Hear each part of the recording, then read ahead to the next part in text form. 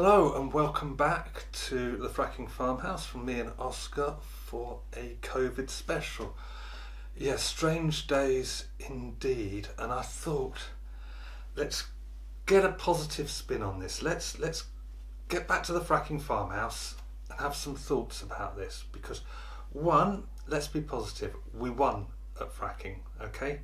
There are no active sites anywhere in the UK. There's a moratorium in place that the industry will be unable to unlock. Okay, 3 years ago we were looking down the barrel. You know that if you understand pedal licenses and look at the map of pedal licenses, all that coloured in area is what the government said the fossil fuel industry could extract gas from, and it would have meant wells everywhere, pipelines, compressor stations, thousands of trucks on our roads. That would be happening now. Some of those wells would be leaking, we'd be getting ill. All that was on the cards until the anti-fracking movement, Lancashire, North Yorkshire, Derbyshire, South Yorkshire, got together nationwide and we stopped it. Right? So feel great about yourselves. That's the positive. The fossil fuel industry was stopped by people power, not by the governments, because the government was for it. Britain's richest man was for it. We won. Okay, so feel good. Give yourselves a pat on the back. Well done, everyone. Good stuff. So that's the positive news. Right now, at the moment, we're all in lockdown. I'm recording this on April the 2nd. The second day in a row, 500 people have died of coronavirus. And these are big numbers. 1,700 people on average die on the roads each year in the UK. So you can see in 2 days we've got 1,000 dead, and this is going to go up. So we are under lockdown, which is the most extreme measures. This isn't government policy. This is what I'm thinking. This isn't government policy. This was a scientist. The scientists came along with a report from, I think it was King's College or Imperial College London, and said, look at what's going to happen. And the politicians said, we listened to the science and we acted on it and we'll do what it takes. And this is fantastic. People, you are being brilliant, because what we're doing by doing this, and what's got on, the BBC has jumped on the broadcast media and said, everyone stay at home. This is the big message, stay at home, stay at home, stay at home. It's frustrating watching the news these days because it's propaganda. They're not giving us much data. They are scaring us to keep us staying at home, and then doing the positive story, we're building Nightingale hospitals. But they're not giving us the data. So let's look a bit at the data, and there's some from, if you combine the data here from China and Italy, you'll see that coronavirus hits the elderly. Much higher death rates amongst the elderly and those with underlying health conditions. It says here in The Guardian, when the total deaths was 759, this was last weekend, that of the 759 that died, only 4 didn't have underlying health conditions, and they were aged between 82 and 91. Right, now this shows how good we are, okay? Because this is a disease which is affecting the elderly. Can you imagine if it was affecting the young? And Spanish flu did, back around the First World War. That killed more young people than old people. Can you imagine how we'd feel if that was the case? Malaria does it. It kills children, not adults. So one good thing about this is it tends to hit the elderly. But despite that, we are in lockdown because we are saving these people's lives, because these people matter. Okay, so we are doing a great thing. You know, which of your elderly relatives would you chuck under the bus to save your job? No, you wouldn't. I hope you're saying you wouldn't. And by the way, you didn't get to choose which relative it is. It'll be your nice one. So we are doing an amazing thing by staying in and doing what the government says. And this is meaning that we're not going to have 500,000 dead. That was the original figure, because if you have 1% of the population, it's going to kill about 1%. But what we're doing is we are acting together as a society, and we're at huge personal sacrifice to protect the most vulnerable, the ill and the elderly. And that's what we're doing, our collective work. So give ourselves another pat on the back for that, okay?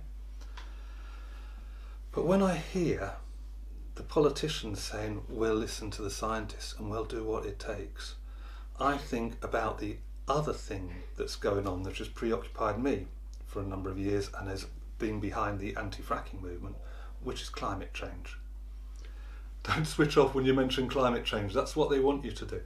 Now, climate change will affect children much more than old people because it's like a pandemic, but it's coming slowly in time. We've been warned about this for 30 years and we know it's coming.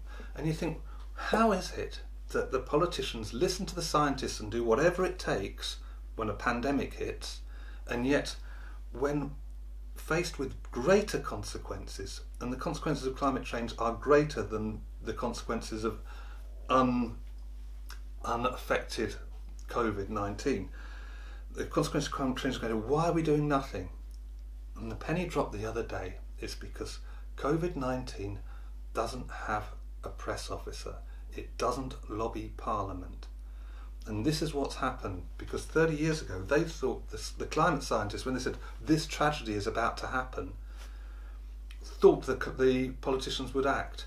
But straight away the fossil fuel industry came in and said, oh, you don't need to do it, you don't need to do it. And that's why we've not had action. And that's why Australia was on fire. That's why we've had flooding around here.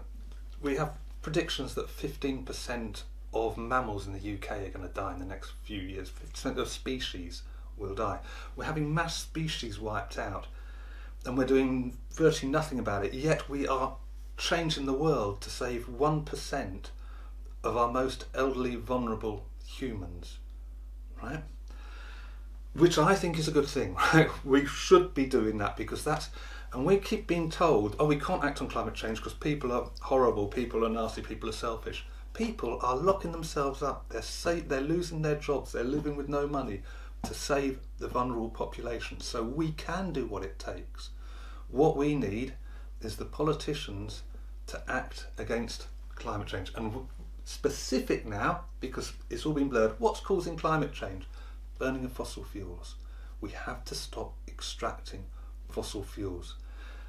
And we've had a big lobby, ExxonMobil, they knew that climate change would destroy the planet as it's starting to do, and so they spent lots of money on stopping action being taken. It's like COVID going, oh, it's only a few people. If COVID if that virus had a press officer, it would be saying, you don't want to shut down the schools, you don't want to shut down. Think of the damage it will do to the economy. But because they didn't have that word in their ear, the politicians did the right thing. They acted on science.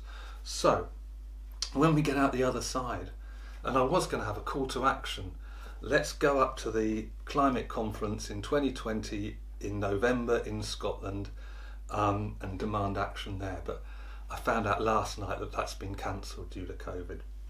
But think how the politicians were telling us, oh, school strikes, they scared the politicians, and the politicians said, oh, you can't miss a day, a month of school, oh no, that's terrible, school's far too important. And then they turn around to us and say, all schools closed indefinitely to protect a small, less than 1% or about 1% of the population. So what we need to learn from this is that we're great people, that we are looking after each other, but we can take the action necessary to stop climate change. We have to stop looking for new fossil fuels. We have to stop investing in new fossil fuel infrastructure. That means no more wells, like there's going to be no fracking, no more wells, no more pipelines, no more coal mines, no more petrol cars. Like that's fossil fuel infrastructure. The government say we're going to do that in 15 years' time. Why not stop tomorrow? Why not say, you don't need a new car? We've found out in the last couple of weeks that we don't need to go to work.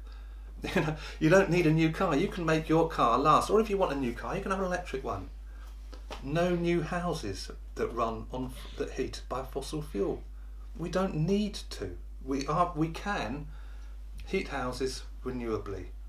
So let's get Dyson, once it's stopped making ventilators, making solar panels and batteries so that people's houses can be powered electrically. Let's use this, our solidarity that we have found with each other through this crisis. Let's use this to turn around the politicians and say, once again, you need to listen to the science. You need to act with the same urgency that you've acted now. And we're good people. We'll do what it takes to save not just the 1% of the humans, but the up to 60% of species that are threatened by climate change. All those millions of animals in Australia. So that's the message from the Fracking Farmhouse. When we're staying in under lockdown, have a think about what really matters, and it's our friends and family. And this running the treadmill to try and get the money was a distraction. What matters is our people, and we can look after them best by acting on climate change.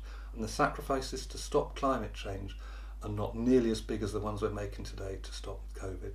So that's it. I was going to give you a call to action to come up to Glasgow, but that's been postponed. Let's think about this, and if you agree with me, share this video and let's get these thoughts out there.